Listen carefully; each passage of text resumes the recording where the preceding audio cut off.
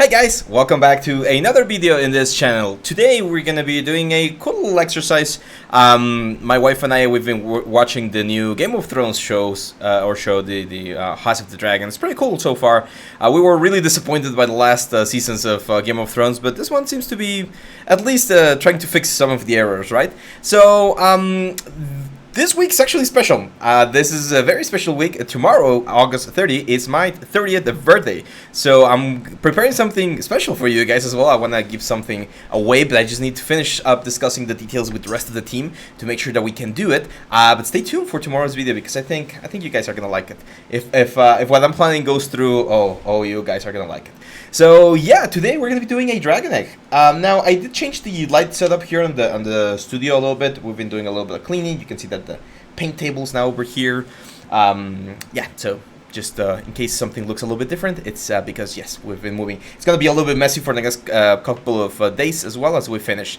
But anyway, we're back in Maya, and I'm actually gonna be showing a trick that Nalin did a while back, when he did a tutorial doing a pineapple.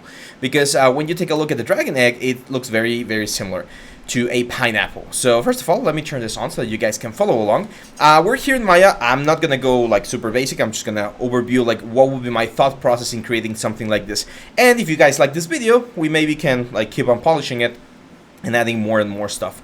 So first of all, we're jumping into the front view right here, and we're gonna go view, image plane, and we're gonna import an image. And right here, I do have my dragon egg. This is an image from the Amazon like official licensed product, but yeah, that's it. And as you can see, if you take a look at the scales of this dragon egg, they're pretty much the same shape, right? Like it's this sort of like rectangular looking shape. It looks a little bit soft. To me, it definitely looks like this was originally made with clay or something similar, and then they created a mold out of it. They reproduced the mold and then just painted it, weathered it, and stuff like that. We can actually recreate all of this detail inside of ZBrush and even inside of Substance Painter if we're only doing texture. But yeah, so what we need to do is we need to create one of these scales, and then I'm going to show you a nice little trick to give it a little bit of variation. Now I'm going to be using one of my favorite tricks, which is the quad draw tool, to kind of like create the silhouette of the object and then create the volume. This is a technique that I actually saw this technique. This is a cool story. I know you guys sometimes like and sometimes dislike parentheses or tangents, but this is a cool story. When I first was learning 3D, there was a tutorial by Alex Alvarez, which is he's the founder of Gnomon School. And there was this masterclass that he did where he created an alien. And there was a technique, very interesting technique, where he would block in a very rough silhouette of the alien that he was going to design inside of Maya. And he used the technique that I'm about to show you. So the way this works is very easy. First of all, we need to start with a quad draw. So we're going to go here, create polygon. And I'm going to create one polygon right here. But start again. There we go. A nice little square right there. And then we're going to go into Quadra, because we need something to start working with the Quadra. It's a very common question. A lot of people have issues with this one. Whenever you want to use the Quadra, you need something to start working on. If you just click on the Quadra by itself, back in the day, you were able to do that. It would take the plane, like a couple of versions of Maya ago, but they removed the feature. So what I'm going to do here is I'm going to create a nice edge loop going up. And as you can see here, the scale is kind of like a heart, right? It has this sort of like heart-shaped effect. So I am going to complete the loop of the scale. Even though I'm not seeing this inside part of the scale, I do want to have it just in case we have a little bit of overlap and things like that, and we want to see across. So as you can see, we create this interesting looking like shape here, and now we just need to fill everything in here. Usually, whenever you create something, you definitely want to have a middle line.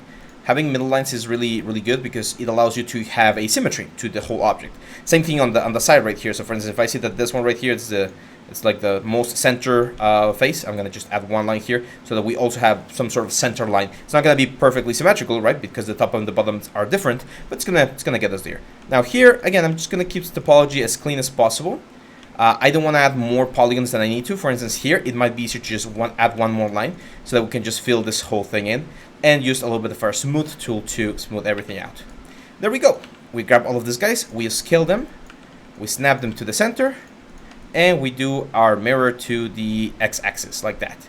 Make sure your mesh threshold is always set to 0.001 so that only the pieces that are like right on top of each other merge in that specific way. And that's it. We've successfully created a very nice scale. Now, of course, if we want to add volume to this scale, we need to extrude it. So I'm going to hit Control E, and we're going to extrude the whole object up to create something like this.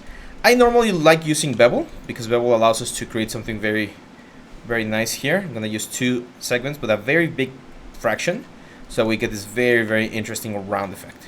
And that looks quite nice. The only problem with this one is the fact that we know that normally an egg has a little bit of curvature, and this thing is completely flat.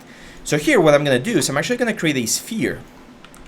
I'm gonna scale the sphere, and I'm gonna deform the sphere. I'm gonna grab the top vertex right here. I'm gonna press B to go into soft selection, and I'm gonna press B and middle mouse button and drag to create a very nice like soft gradient. And I'm gonna push this thing up, and as you can see, it allows us to create a like relatively nice egg-like shape. You can also grab like this top guys right here and just bring them down. Soft selection is great to create this sort of like organic looking elements. And there we go. So this is the shape that I want my egg to have. And now if I go to the side view and I grab this guy right here, we can bring it to the front.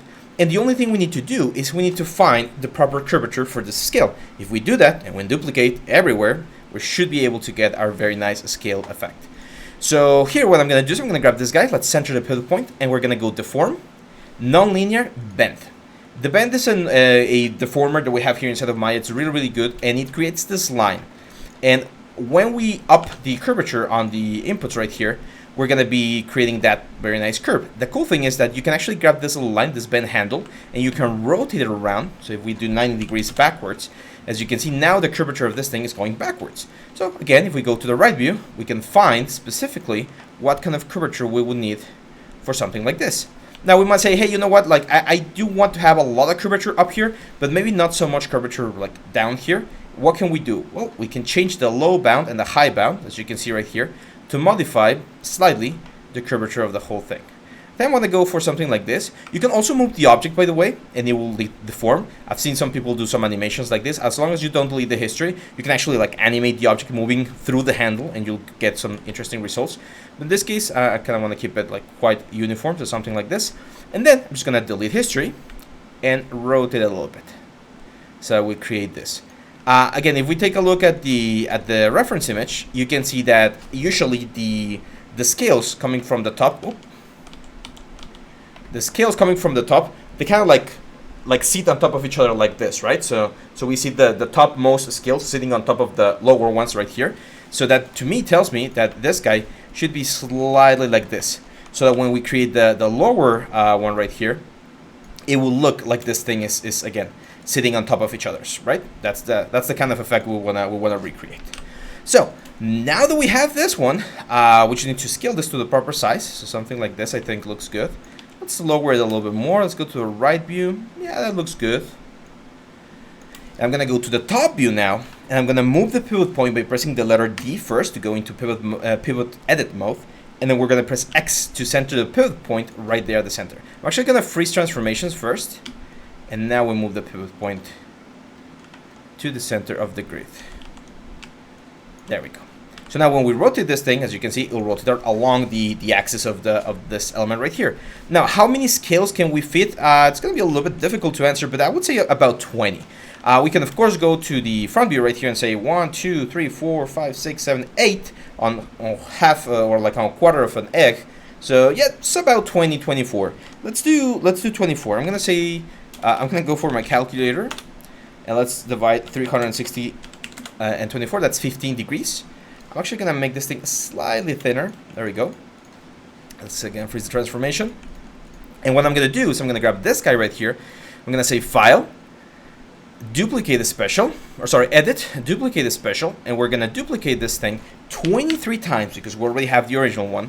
And we're going to rotate 15 degrees on the y-axis, right? X, Y, and Z. Whenever you have 3 boxes, remember that's X, Y, and Z. So we're going to rotate 15 degrees on each axis, and we're going to do 23 copies. And we're going to hit Apply. And there we go. As you can see, we have this very, very cool effect where all of the scales are where they're supposed to be. Yes, there's a little bit of an overlap with all of the scales. That's fine. I'm gonna show you how to fix that one. Now, if you feel like this thing is a little bit too much, one thing we could do actually is go back to this thing, and instead of making copies, we can make instances. And when we do instances, what's gonna happen is whatever we do to the faces of one object will be applied to the other ones. So as you can see right there, I can very easily just change the like the thickness of the scales, and as you can see now there's no overlap. But I actually do want a little bit of overlap, so I'm gonna go back right there, and I'll show you how to kind of like disguise a little bit of that overlap in just a second. So I'm gonna grab this one right here, and now we're gonna go up. We're gonna place this one right here. I'm gonna recenter the pivot point so that we can again create this nice little like curvature. Of course, we're gonna make this one a little bit smaller, like this.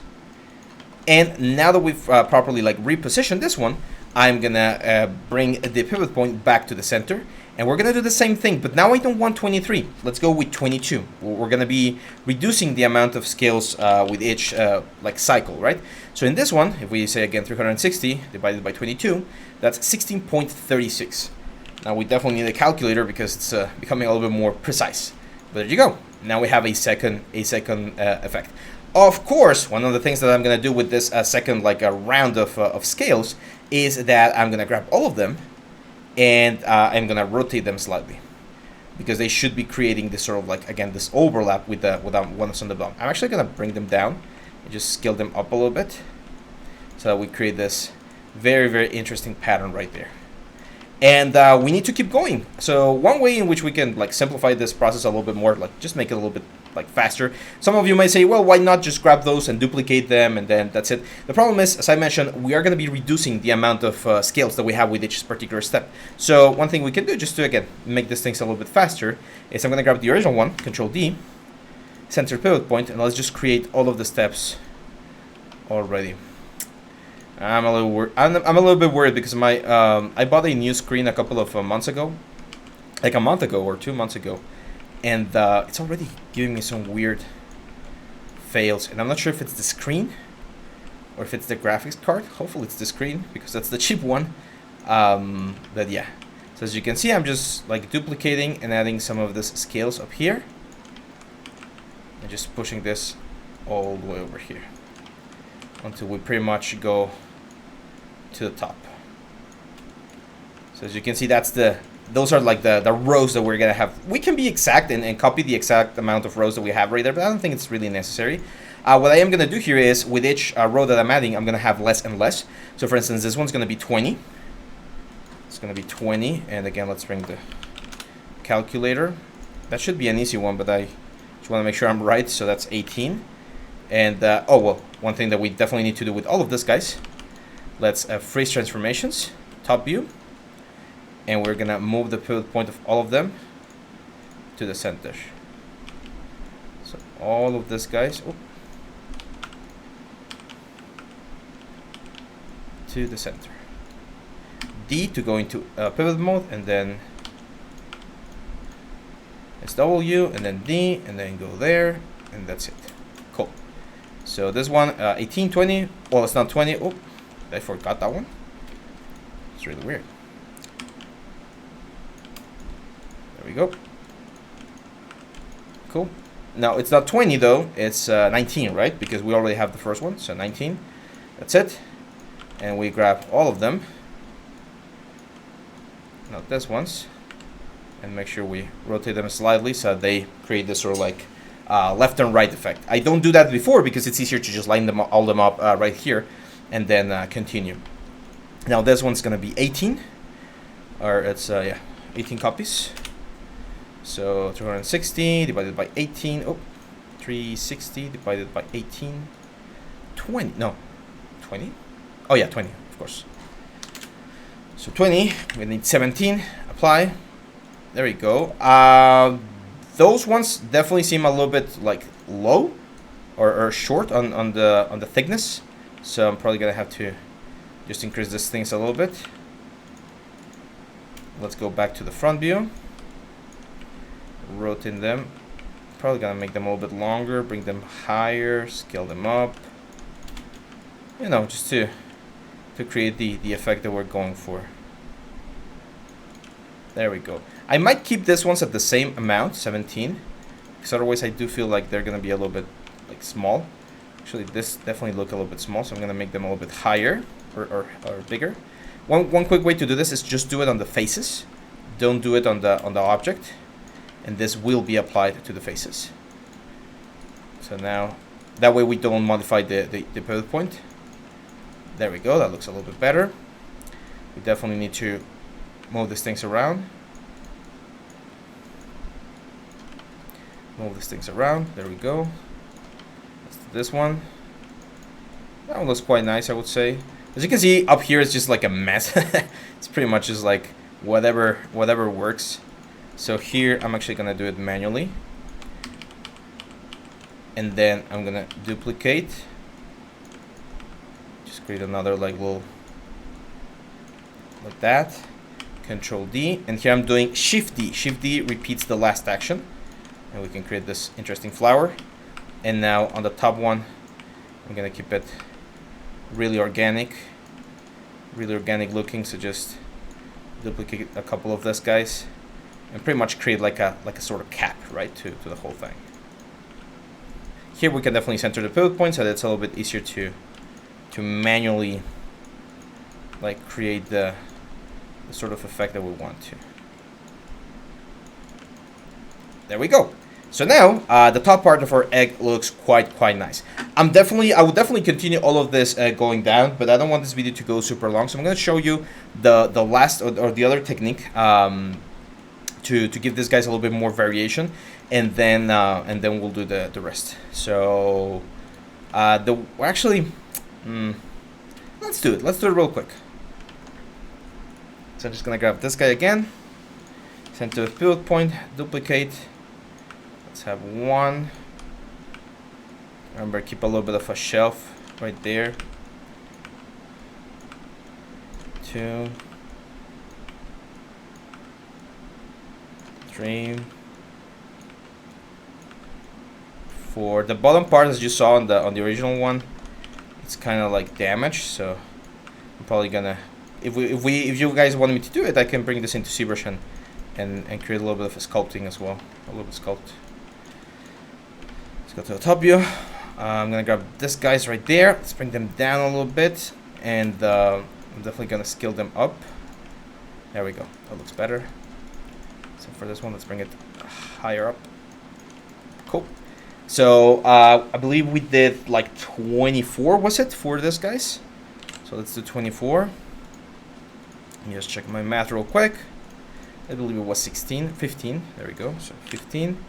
And we want 23 copies. Of course, we need to bring the pivot point to the center, and now we can apply. There we go.